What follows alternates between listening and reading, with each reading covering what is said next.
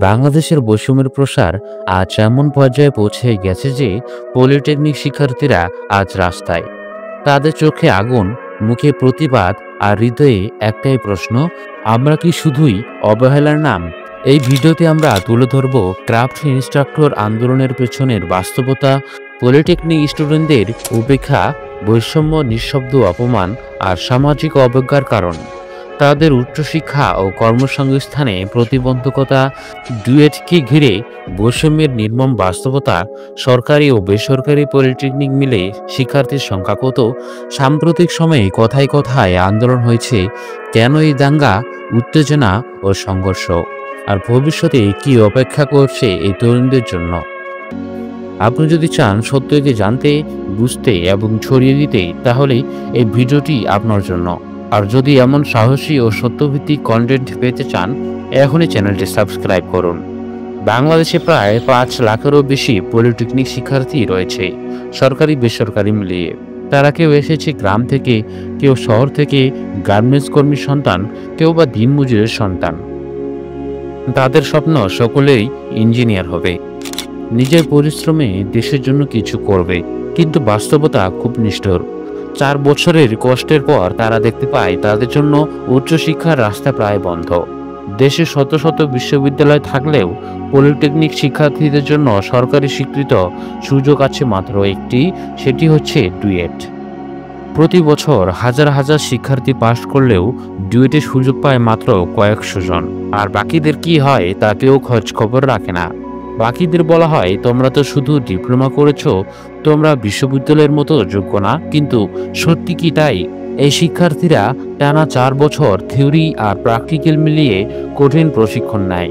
তারা যেসব কাজ হাতে করে শিখছে, অনেক সময় তা বিশ্ববিদ্যালয়ের ছাত্ররাও শুধু বইয়ে পড়ে। তাহলে প্রশ্ন, কে বেশি প্রস্তুত এবং কে বেশি দক্ষ? এর মধ্যে আসে ক্রাফট ইনস্ট্রাক্টর পদ নিয়ে বিপত্তি।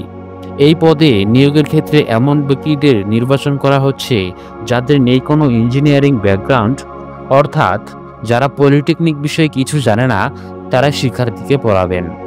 তাদের নিয়োগ দেওয়া হচ্ছে শুধুমাত্র কাগজপত্র দেখে, আর যেসব ছাত্র 4 বছর ধরে হাতে কলমে শিখছে তাদের বাইরে রাখা হচ্ছে।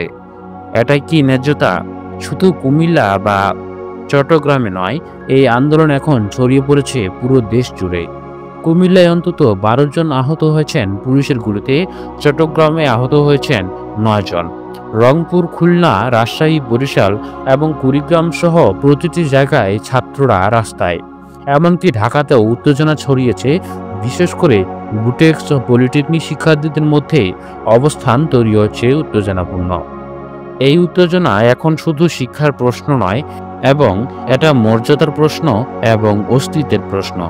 শিক্ষা যদি সমাজ বদলায়, তাহলে কেন এই বৈষম্য? একজন বিশ্ববিদ্যালয়ের ছাত্রকে যদি সম্মান দেওয়া হয়, তাহলে পলিটেকনিক ছাত্রকে অপমান করা হবে কেন? তাদের পোশাক আলাদা, ভাষা আলাদা, কিন্তু পরিশ্রম তো সমান। তাদের ভবিষ্যৎ কেন ছোট করে দেখা হবে?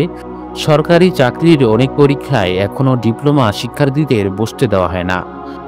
বেসরকারি চাকরিতে অনেক জায়গায় সিভি জমা দিলেই বলা হয় আপনার যোগ্যতা কম, কিন্তু সেই প্রতিষ্ঠানে সেই কাজটাই বাস্তবে করছে পলিটেকনিক গ্র্যাজুয়েট। এই বৈষম্য দীর্ঘদিন ধরে চলছে। আর এখন যখন একজন পলিটেকনিক ছাত্র দেখে যে তার জায়গায় নিয়োগ পাচ্ছে একজন অদক্ষ লোক, তখন সে চুপ কিভাবে থাকে?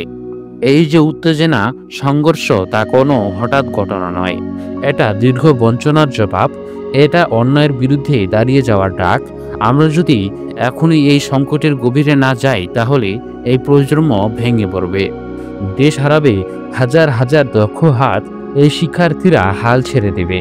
তারা আর স্বপ্ন দেখবে না, কারণ যেখানে সুযোগ নেই সেখানে আশা থাকে না। তাই এখনই দরকার এই বৈষম্য বন্ধ করার স্পষ্ট সিদ্ধান্ত।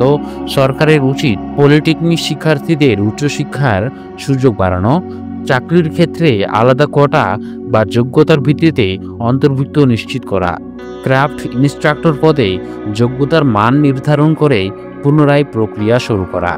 পলিটেকনিক ছাত্র মানেই যেন নিম্নমানের, এই ধারণা বদলাতে হবে পরিবার, সমাজে এবং রাষ্ট্রে।